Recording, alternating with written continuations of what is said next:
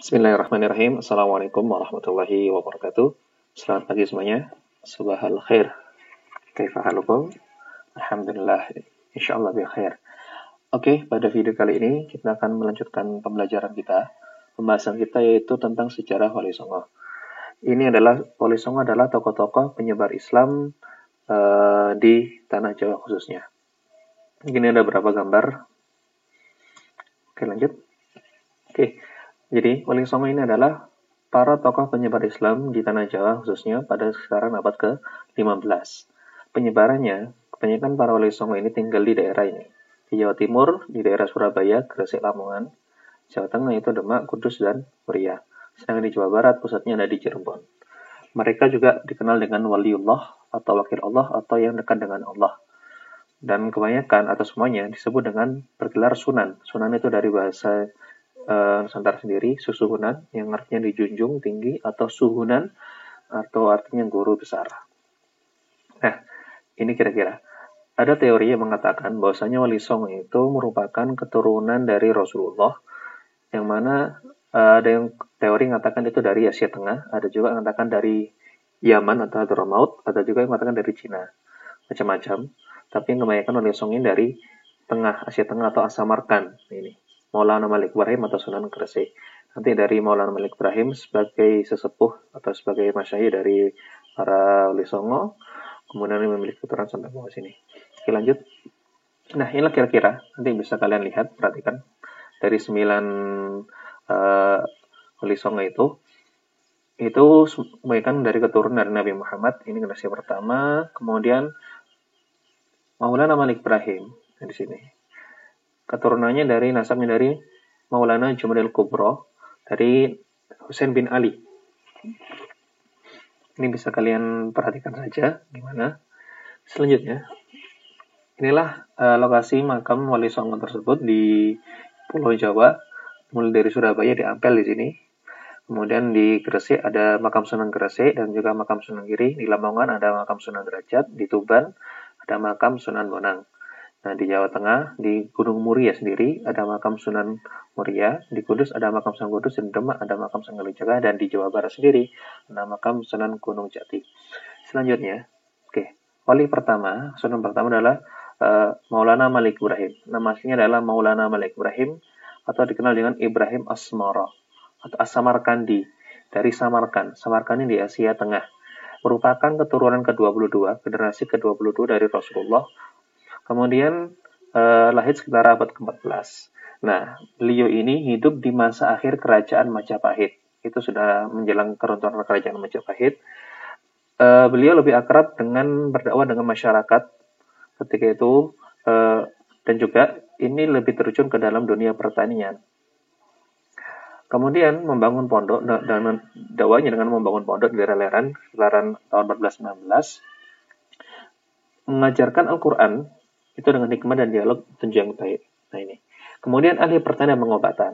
Jadi keunggulan dari Sunan Gresik ini, ahli dalam pertanian, sehingga nanti mengajarkan masyarakat-masyarakat yang sebelumnya itu sudah ada yang sudah percaya Islam, dan juga belum, sehingga tertarik dengan Islam, khususnya dengan cara pertanian tersebut. Dengan sifatnya lain, bersifat lemah lembut, welas asih dan ramah tamah. Sunan Gresik. Lanjutnya, Sunan Ampel bernama asli Rani Rahmat, merupakan generasi ke-22, satu dengan Sunan Gresik, merupakan putra dari Ibrahim Zainuddin Al-Akbar. Nah, ibunya adalah dari Champa. Champa itu dari dinasti Ming, sekarang di Vietnam, bernama Dewi Chondrobulan. Menikahlah Ibrahim Zainuddin Al-Akbar dengan Chondrobulan ini, merupakan putri terakhir dari raja terakhir dinasti Ming, dari Raja Champa terakhir. Akhirnya nanti menikahi, Sunan Ampel ini menikah dengan Dewi Cendrawati atau dikenal dengan Nyai Ageng Manila, merupakan putri dari Adipati Tuban bernama Arya Teja. Nah, ajaran yang terkenal, ajaran filsuf 5, dikenal dengan ajaran Moh Limo. Ajaran ininya, kalau moh main, tidak mau main judi, moh ngomben, tidak minum minuman, tidak mabuk, moh maling, tidak mencuri, moh madat itu semacam tidak kecanduan, dengan obat-obatan dan lain sebagainya, Muhammadun atau tidak mau berzina. Inilah ajaran terkenal yang diagungkan atau yang dikembangkan oleh Sunan Ampel. Kemudian ajarannya ini sangat menarik, sangat senang sekali ketika melihat itu ada Prabu Wijaya sangat senang dengan ajaran Sunan Ampel. Tapi Prabu Brawijaya yang merupakan raja Hindu terakhir dari kerajaan Majapahit tidak memeluk itu, tetapi memberikan wewenang kepada Sunan Ampel untuk berdakwah di Surabaya, bahkan seluruh wilayah kerajaan Majapahit oleh Prabu Brawijaya. Dan Prabu Brawijaya tidak masuk Islam karena apa? Karena dia ingin menjadi raja Hindu terakhir dari kerajaan Majapahit.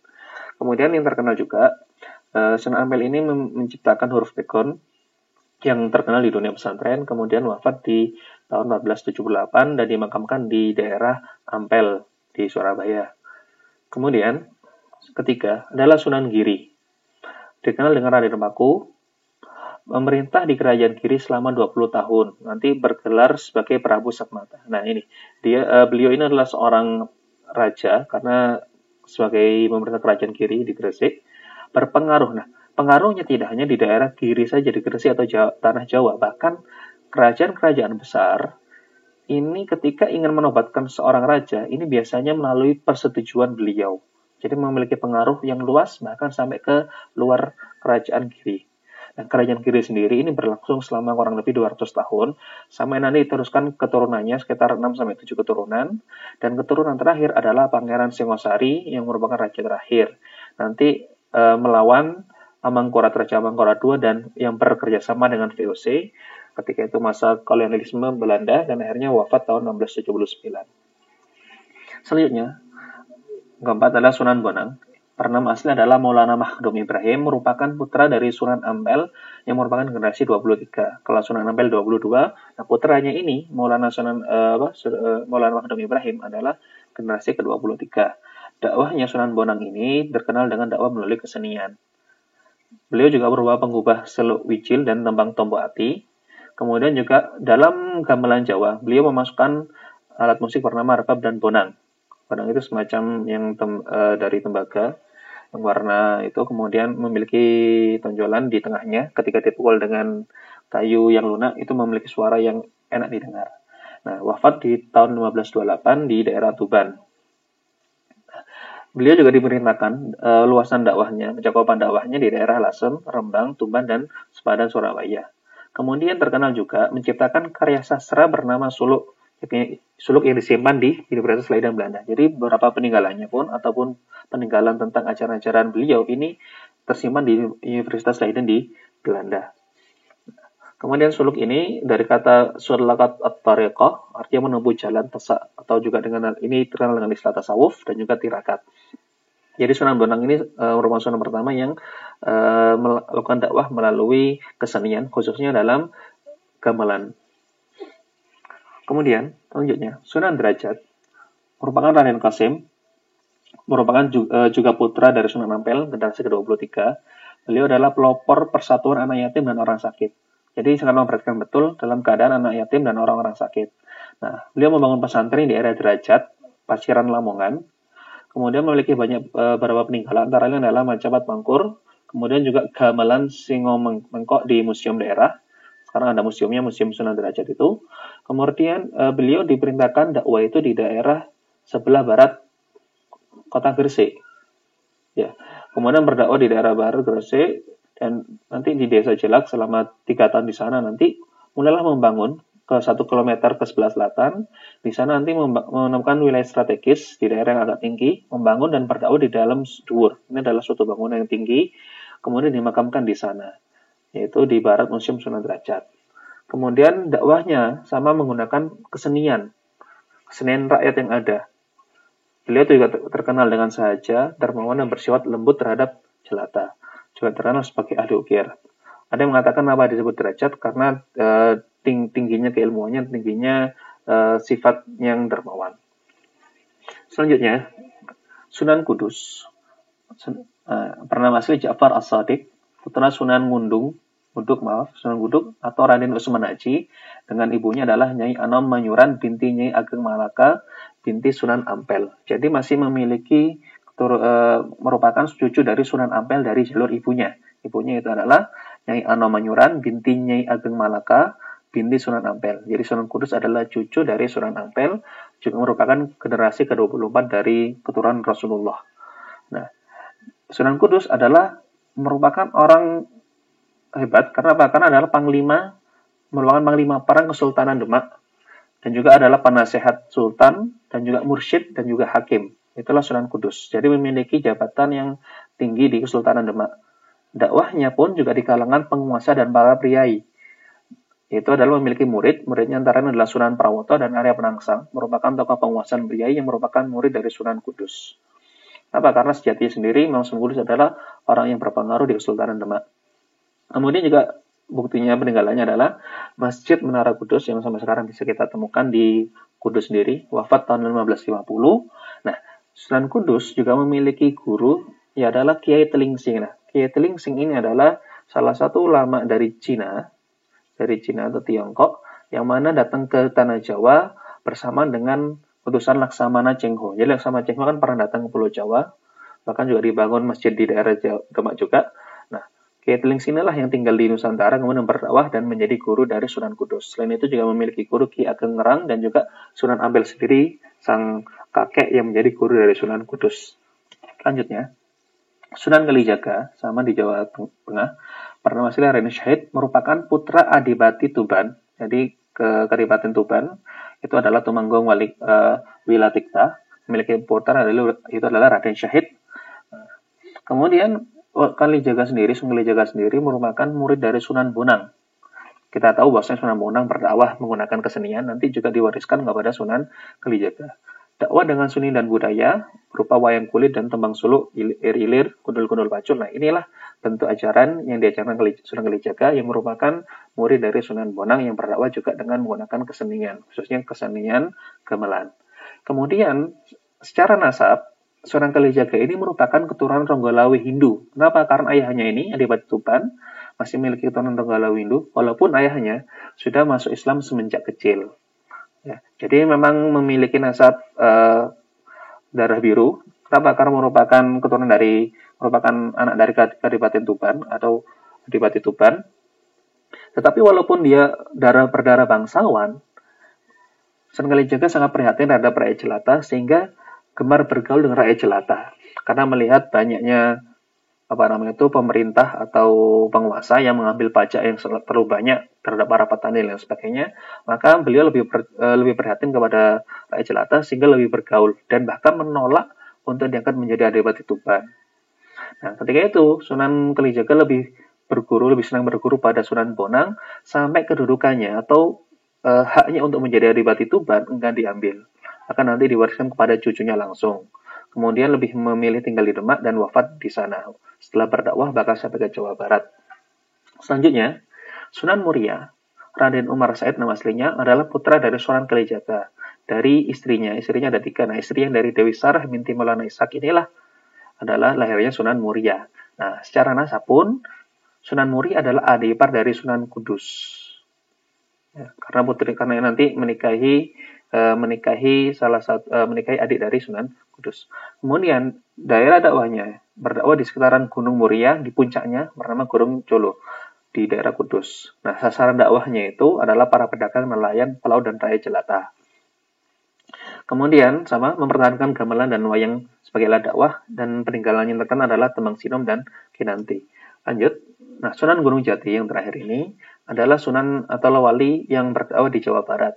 Nah, Syarif Hidayatullah nama aslinya merupakan putra dari Syarif Abdullah dan Nyai Rara Santang. Nah, Nyai Rara Santang ini berganti nama menjadi Syarifah Mudaib setelah masuk Islam, merupakan keturunan dari keraton Pajajaran. Menikah dengan Syarif Abdullah. Nah, nanti Syarif Hidayatullah ini lahir di Mesir dan lama di sana selama 20 tahun.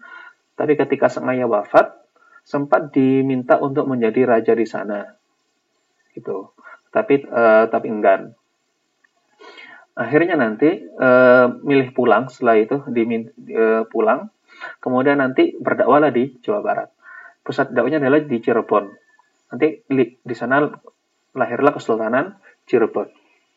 Nah, selain itu Syarif Hidayatullah memiliki anak bernama Maulana Hasanuddin. Nanti inilah yang mengembangkan dari Cirebon ke barat di daerah barat Pulau Jawa menjadi Kesultanan Banten. Dulu diminta mengenai ayahnya di Mesir sudah. Nah, ketika pulang dari Mesir, dengan sang ibu Syarifah Mudain, datang di negeri Caruban Larang tahun 1475, kemudian nanti izin ke sana tinggal untuk oleh Prabu Cakrabuana yang merupakan murid dari Syekh Hilatul Kahfi atau pemilik gunung, pemilik gua, atau ketika itu adalah dimaksud adalah Gunung Jati daerah itu. Kemudian sang ibu Syarifah Mudain meminta izin kepada Prabu Cakrabuana untuk tinggal di Pasembangan atau dikenal dengan Gunung Jati. Kenapa? Untuk melanjutkan dakwah dari Syekh Hilatul Kahfi yang sudah meninggal. Maka Syarif Hidayatullah melanjutkan dakwah dari Syekh Hilatul Kahfi dan memiliki pengaruh di sana. Akhirnya nanti Pangeran Cakrabuana menikahkan anaknya, yaitu adalah Nyai Pangkungwati kepada Syarif Hidayatullah. Akhirnya nanti memiliki karena sudah tua juga Pangeran Cakrabuana ini menyerahkan daerah Caruban kepada Sunan Gunung Jati atau Syarif Hidayatullah dan akhirnya memiliki pengaruh sebagai seorang raja di sana. Kemudian nanti tahun 1990 Masjid Agung Sang Cipta Rasa Cirebon ini didirikan, merupakan inisiatif dari Nyai Pangkungwati yang merupakan isi dari Gunung Jati. Kemudian setelah itu Syarif Hidayatullah ini atau Sunan Gunung Jati menikahi putri Ong Chien di Cina. Itulah secara singkat 9 wali. Kemudian ini ada peran, ini tidak perlu kalian hafalkan, cuma ini adalah beberapa peran yang dilakukan oleh para wali songo. Kemudian strategi dakwahnya kita bisa melihat ini adalah yang jelas dalam memberikan Islam bil hikmah wal mau'izah hasanah wa jadilhum billati ahsan merupakan strategi dakwah yang diajarkan oleh Al-Qur'an. Kemudian corak spesialnya mereka menanam Islam dengan masyarakat. Nah, seperti itu. Itu saja yang bisa saya jelaskan. Kurang lebihnya mohon maaf apabila ada kekurangan. Nanti bisa kita tanya jawab di kolom komentar ataupun diskusi melalui grup WhatsApp. Sekian, terima kasih. Semoga bermanfaat. Wassalamualaikum warahmatullahi wabarakatuh.